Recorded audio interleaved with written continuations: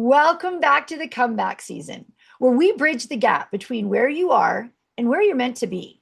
We created this platform to be a place where you can land during your hardest seasons of life and feel fully supported as you rebuild. This show is rooted in the belief that a true comeback requires a foundation of a healthy mind, a healthy body, and a regulated nervous system. Hello, my name is Nichole McLeod, and I'm your host for today. As a fitness and mindset coach specializing in neuroscience and cognitive behavioral therapy, I help you integrate cognitive fitness and physical performance to take authority over your life. Joining me today is Kristi McLeod, and no, we are not siblings. Same last name, same spelling. She is a nervous system educator, a somatic practitioner, and the lead facilitator of the Subconscious Imprinting Technique Certification Program. She works directly with leaders and entrepreneurs to translate complex nervous system science into practical, embodied tools. Today, she is here to help us understand why nervous system regulation is a competitive advantage in your leadership, your performance, and more important, your long-term sustainability. Kristi, my friend, I am thrilled to have you here. Let's start out by you telling our listeners a little bit about yourself and how you got in this space. Yes, totally. Oh my gosh. Thank you for having me as well. So good to be here. I think I share the same sentiment that a lot of practitioners will say when asked this question of I am in this space providing this work to others because of my own journey, right? And so years ago, just asking so many questions to medical doctors of, the wide array of things that I was diagnosed with and the number of prescriptions that I was given and how long am I going to be on these and, when do I know when I can be off of them? And none of these questions were being answered. And fast forward a number of years, I started to research the nervous system I was reading a book and I saw the term the vagus nerve and something just was like, ping. I had never heard of it before, but I was like, I need to know more of that. And so I started digging, I started going deep. And all of a sudden, all of the questions that I was asking doctors, psychologists, psychiatrists, they all started to answer themselves through all of this research I was doing. And I realized, oh, it's because I've been living in survival all this time. And so all of the chronic pain, the health issues, the digestion issues, the mental health, like extreme anxiety, extreme depression, all of these things started to make sense. And so from there, I, took the courses, certifications, all the things. And it's now my sacred responsibility to share this with the world because so many people don't know about it. And once I started to even learn about it and have an understanding about it, that started to create regulation in my system. Because at that point, I was like, oh, I'm not broken. It's not about all of these, diagnoses that are going to last lifetimes. So it can actually change. It is astounding to me how similar are us as coaches in this Mm. space, how our stories align. Yeah. Because it's really, in a nutshell, many of us have fallen flat on our face and had to figure out how to get back up. Lack of better words. And Yeah. let's be honest, getting back up, many of us wait for fear to leave before that we get back up. And really, I don't know about you, but that was the one thing for me that constantly circled me back. So I want to start there, Kristi. You work heavily with leaders and entrepreneurs to build internal capacity for clear decision making. Why do so many high performers get stuck waiting to feel ready before they act? And how does this stall their growth? Oh my gosh. Where do I you love begin, this right? question. I love this question. So, this is something, yeah, like it comes up all the time. Leaders, practitioners, entrepreneurs, I just have to feel ready. And I've just started saying like ready is not necessarily a feeling. Sometimes it is. There is that there is that moment that you're like, "Oh, there it is. Okay, now I'm taking the step." Cool. That's not very often. What I find is ready just has to come down to a fucking choice. Like I am making a choice to take the next step. Now, the piece about fear is that we need it. If we didn't have it, we would be dead, period. And so this is one thing that I hear all the time. Well, the fear has to go away. I'm scared to do this thing. And anything new feels scary, right? Like when is there any time in life that there hasn't been at least a little flavor of fear when you're doing something new? Right? So it just comes down to how can we work with the body and allow the fear to still be there, but more of in the back seat, maybe instead of driving the car, right? And this is what becomes massive with bringing it into the body and guiding people to like, okay, how does fear show up for you? And what does that mean for you? And here's how we can actually work with it so that you can take the step even when the fear is there. Yeah. There's so many people that like are phenomenal at what they do, but they're not taking the steps because of that fear and this perception that it is going to just magically disappear. What I like to talk to clients about is what would it change things for you if you realized that fear was actually biological and just like you said, very necessary. If we Yeah. didn't have fear, we like you said, we'd be dead. But it's learning to grow with it and manage it and understand it. Yeah. And for me, we both know we do very similar things. We have to be aware. If you're not aware of the problem and there's no intention to fix it, nothing's changing, right? But you need to be aware that the fear is there for a reason and have the intention to let it fuel you. So that is so true. Um, let's talk a little bit before we move to our next point here, though, that the action precedes the motivation. And this is such a big part with, I think, why so many people get tripped up. Because, yes, of course, like you said, sometimes you're going to feel like doing something, but there's lots of times you don't feel like it. You got to act first. So, can we talk about that quickly? Yeah, totally. So, I mean, let's just face it, like being an entrepreneur is not for the faint of heart. This takes a lot of doing things even when you don't want to do them, or even when you don't feel ready, or even when you, maybe the 100% inspiration is not there, right? But what is the devotion to what you're doing? What is the why? And that's also why I encourage people to, you always have to have that in the back of the mind. Like, what are you devoted to? Why do you keep taking those steps even when the motivation is not there, right? And so, really connecting in with that piece, I feel like is absolutely massive because it's not always going to feel good. Sometimes we have to do things that are just boring, But period. that's the biological part of it is that Mhm. our brains don't want to do something it doesn't know. We also know that our Yeah. brains need predicting and safety. Like that's the foundation of what is required for us to function the way we feel, would work for us in our situations. But we have to understand that safety the brain will always try to navigate to. And if it doesn't know, if it's new, anything new is going to feel uncomfortable. And we all have to remember that. None of us are free from that. Yeah, totally. None of us are. All right. So I want to get into, let's, start digging a little bit more into safety and why the brain navigates to that. So, as the lead facilitator of the subconscious imprinting technique, and you're going to tell us a little bit about that too, but you take a very practical approach to creating physical safety for people. What is the biggest missing piece that you've noticed people overlook when they try to change their habits using just their mindset and their thoughts? hmm So, what is massively misunderstood is trauma. Now, okay, I'm gonna just take a tiny tangent here. So, you might see trauma informed on a lot of people's bios these days, right?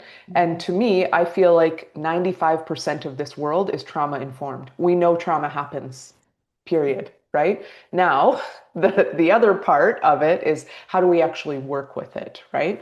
So, what coming back to subconscious imprinting technique or SIT for short is that we are looking at those sensory pieces that the body is holding on to. So we might be stuck in a loop of, let's say, I'm afraid to be seen. I'm scared to put myself out on social media. It feels so uncomfortable. Every time I do, my body, my heart starts racing. I get sweaty. I get, all these physical symptoms or sensations, shall we say. So what SIT does is we look at, okay, what's the actual root of that? And oftentimes it comes back to childhood. And so, what is really misunderstood with this is that that time that you were 5 and you stood up at show and tell and somebody laughed at your stuffed animal, your body is remembering that. Your mind doesn't, but your body does. And now, of course, we hear that or we think about that years down the road and we're like, well, that, come on, like that's nothing. For a 5-year-old, that's something. That is a big thing, right?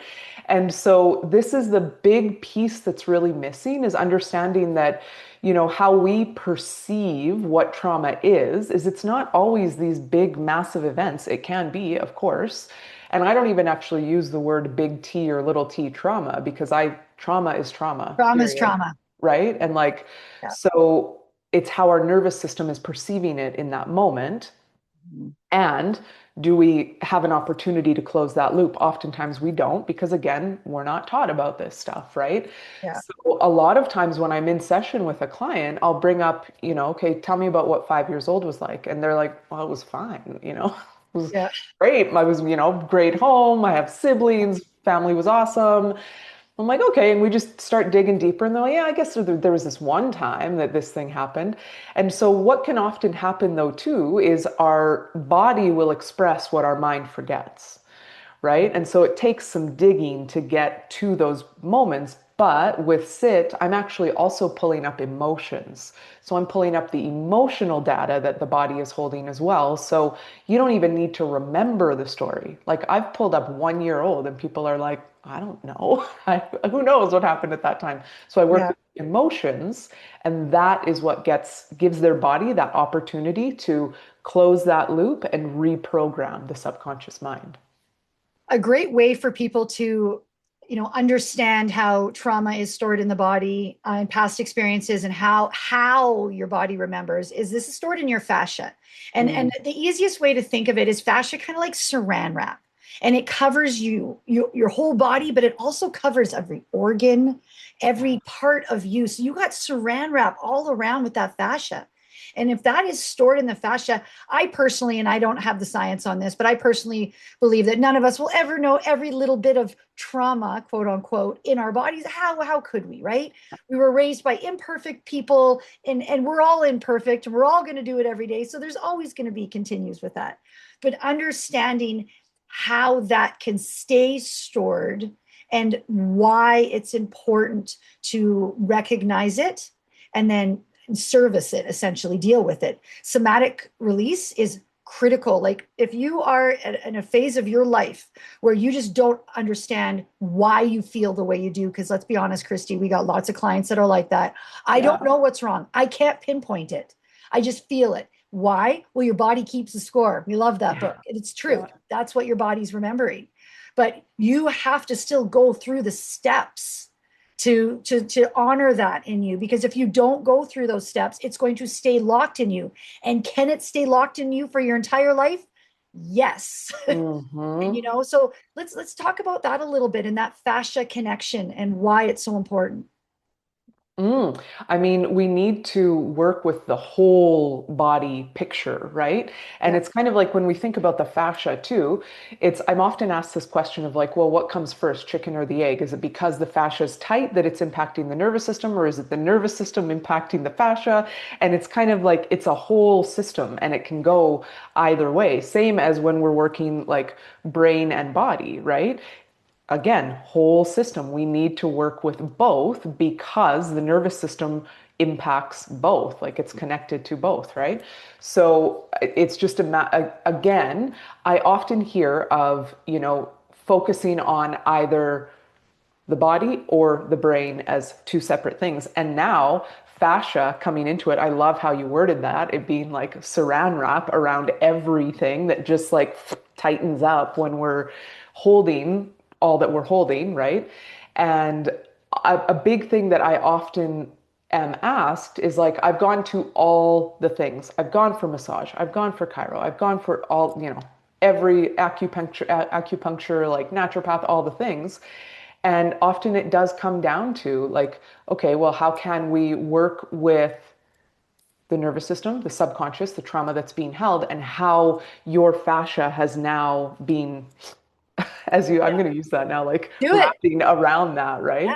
Yeah. Well, we need to visualize this. This is Yeah. as we're learning, as we're you and I are on this journey, we're learning as well, and we're just taking our clients along with us.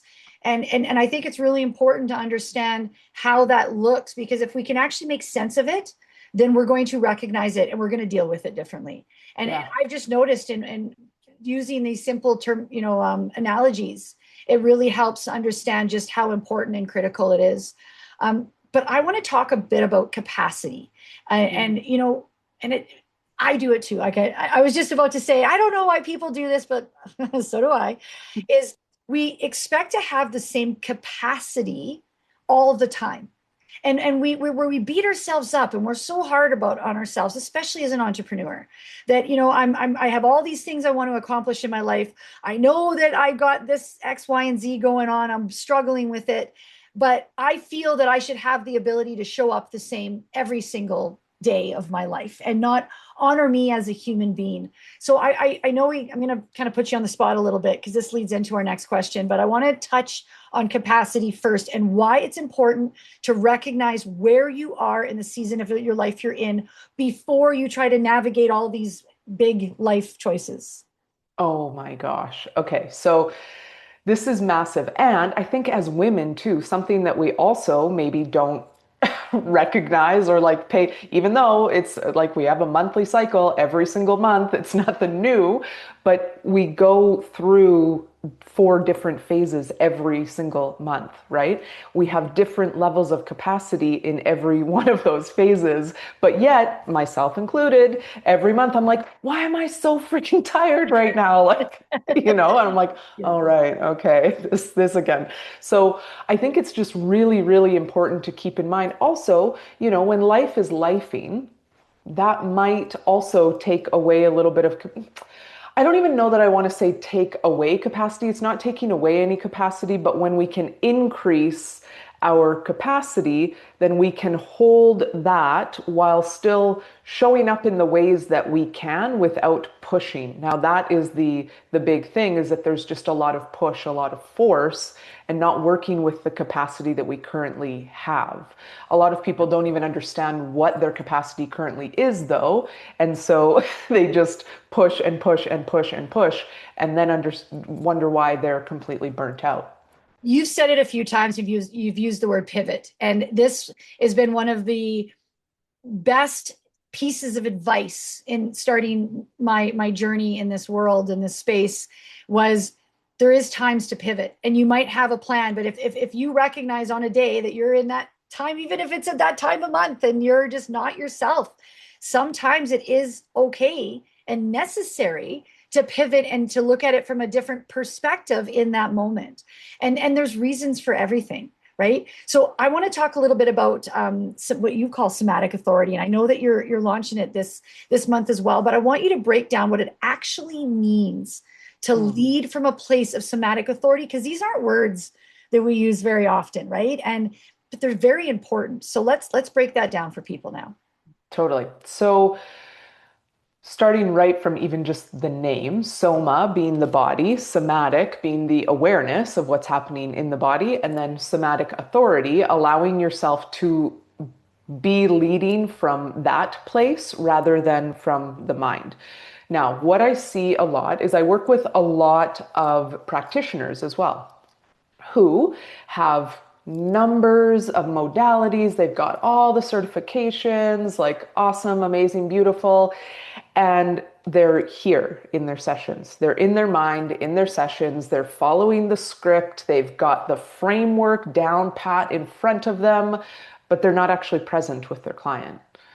And so what I see happening here is like they can spout off that script, no problem, right?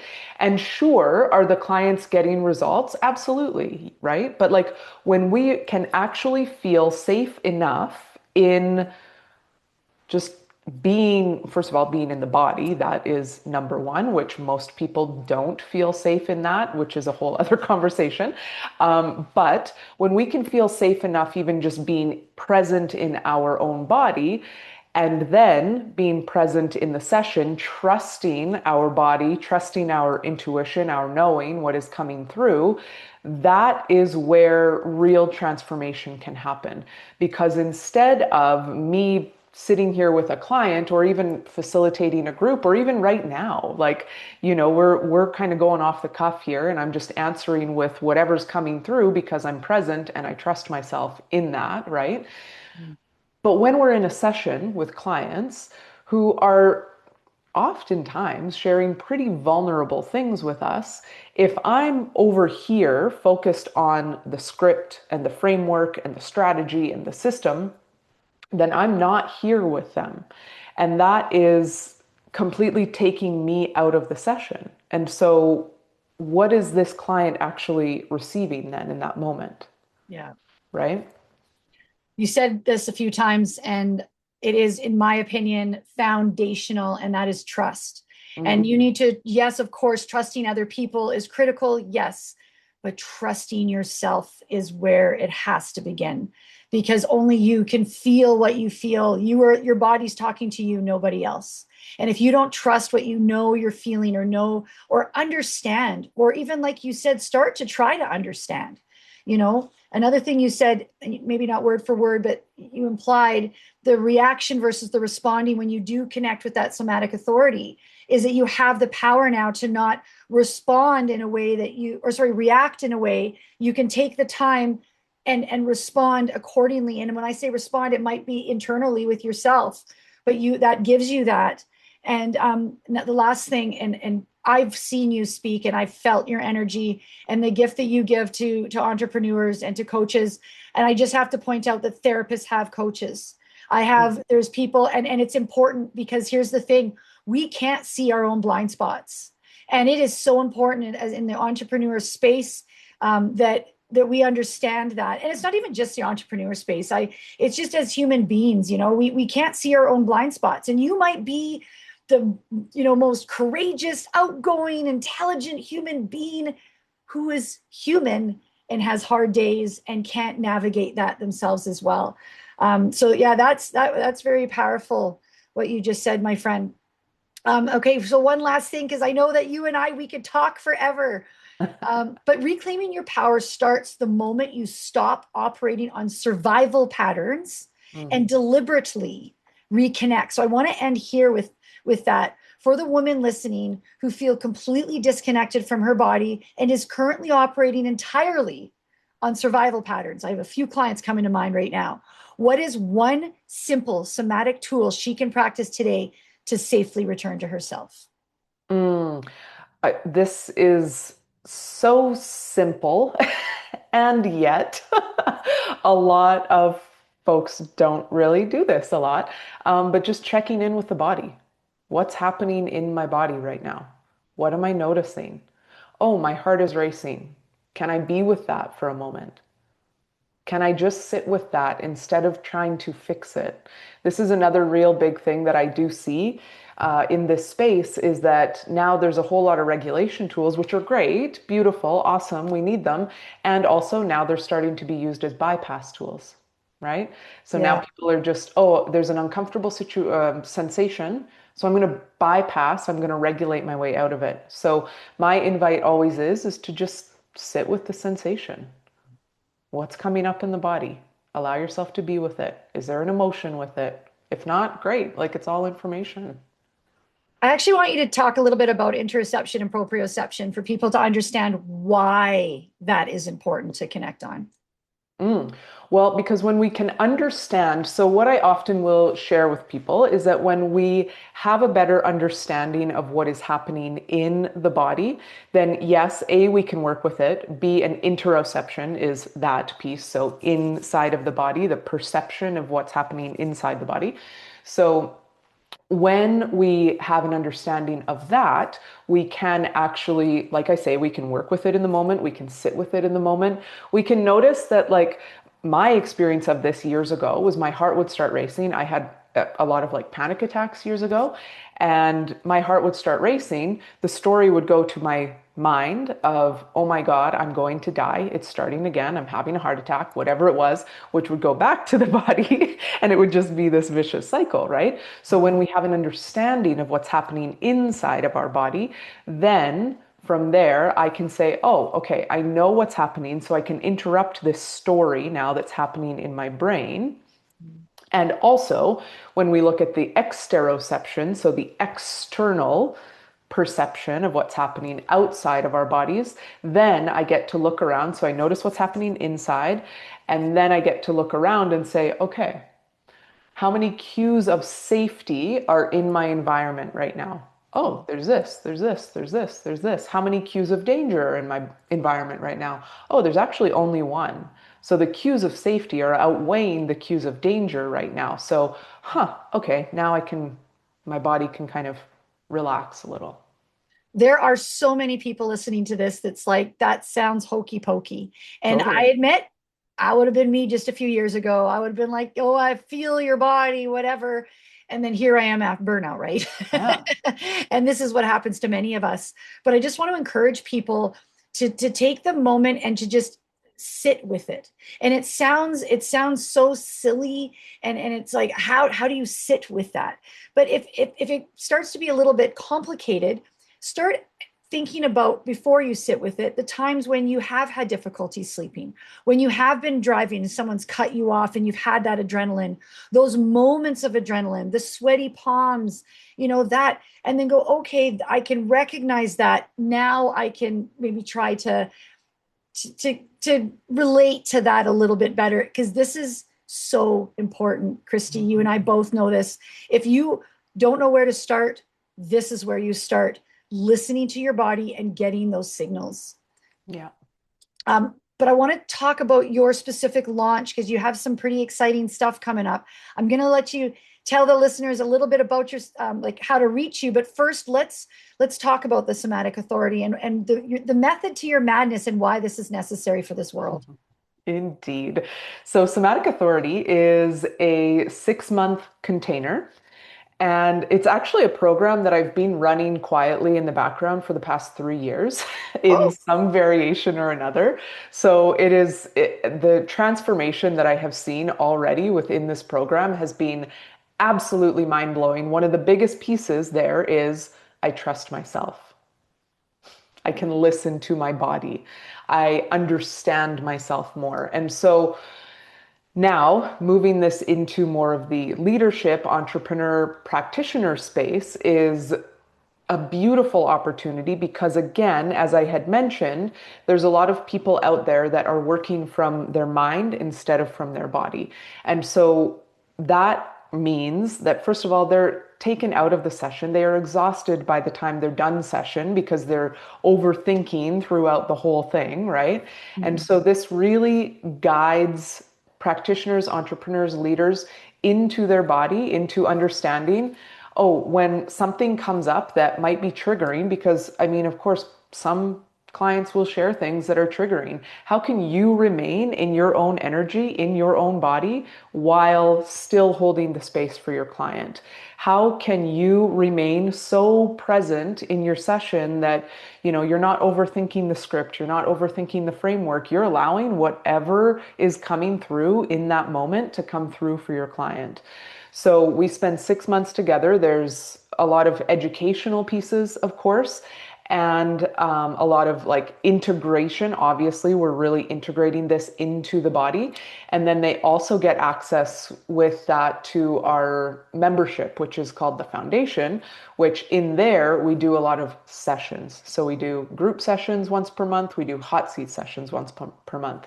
So that's where the healing piece, if there's personal, like other things just coming up for the practitioner, bring it to the hot seat. It takes a very special person to lead entrepreneurs, my friend. And I couldn't think of another person better for the job.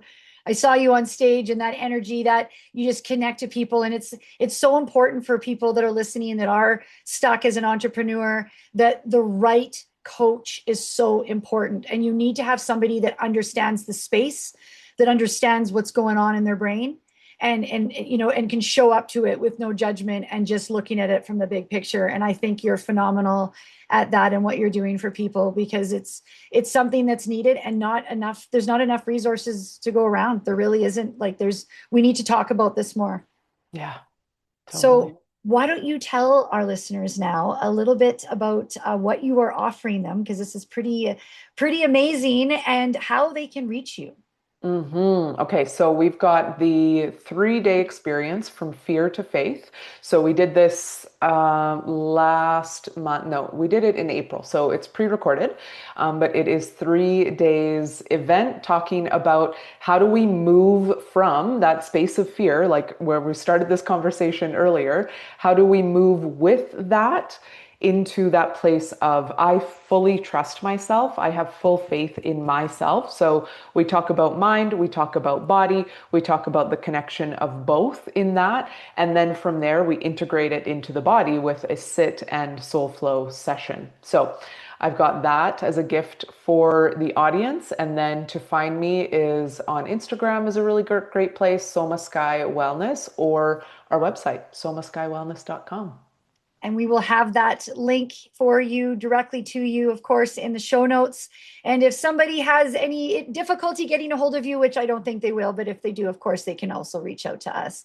Thank you so much, Kristi, for being here. You're a wealth of information, and I could talk to you for hours. So I'm actually excited and hoping you'll come back and join us again. Totally. Thank you so much, Nichole, for having me. Today's conversation with Kristi reminded us that the nervous system regulation is an absolute competitive advantage in your life, and that true transformation requires practical, embodied tools that safely integrate into your physical body. Because when we apply these tools to our daily habits, we stop drifting and start driving towards the extraordinary. Thank you so much for tuning into the comeback season. Our mission is to provide you with the tools to master your mindset and fuel your body so you can navigate life's transitions with strength. Remember, your comeback is fueled by the choices you make for your mind and your body. Until next time, thank you for joining. Thank you for joining us on the comeback season. Please remember, the conversations we share here are for informational and motivational purposes only. We are not licensed medical professionals, and this podcast is not intended to diagnose, treat, or replace guidance from your doctor or your healthcare provider. Always consult your healthcare team before making changes to your nutrition, your fitness, or your mental health routines. Your health and well-being comes first, and we want you to move forward safely with the right support for your journey.